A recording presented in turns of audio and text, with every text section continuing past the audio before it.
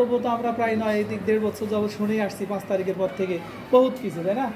আসলে এখন সময় হচ্ছে এক দফা, যেটা বলা হয় এক দাবি আমরা বলতে পারি, এটা কিভাবে ভোট হবে, আগামী ভোটটা কিভাবে করা যায়, এইটাই হচ্ছে আমাদের মূল কথা। পরিকল্পনা সাজানো, আসলে কোন পরিকল্পনায় গেলে কিভাবে গেলে আমরা সবাইকে একত্রিত করতে পারি। তো এই পরিকল্পনা সম্পর্কে আমি দুটি কথা বলবো, আসলে বেশি কথা বলার সময় নেই।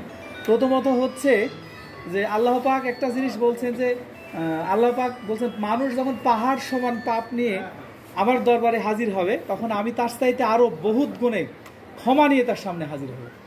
মানে ক্ষমার নীতি প্রচলন করতে হবে, চালু করতে হবে, ক্ষমার নীতিতে আনতে হবে।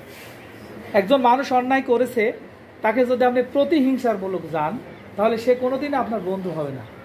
প্রতিহিংসামূলক কোনো কথা, প্রতিহিংসামূলক কোনো কাজ, প্রতিশোধমূলক কোনো কাজ, এগুলো এই সময় করা যাবে না।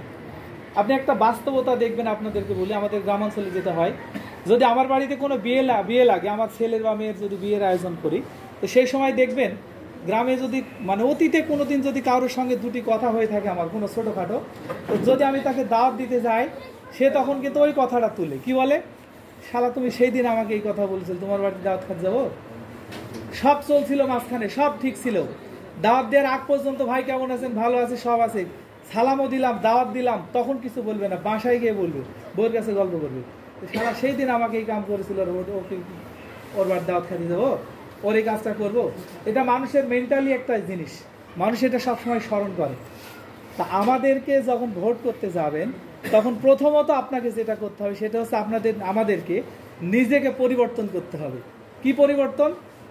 আত্মিক পরিবর্তন, সামাজিকভাবে পরিবর্তন, কথাবার্তা চলাফেরার মধ্যে পরিবর্তন, সালাম কালাম ভদ্রতা সব কিছুর মধ্যে পরিবর্তন। আপনাকে একজন মানুষ কেন ভোট দিবে, আপনার কথা বিশ্বাস কেন করবে, এই কথাটা কিন্তু এর আগে আমি বলেছিলাম একদিন। আমি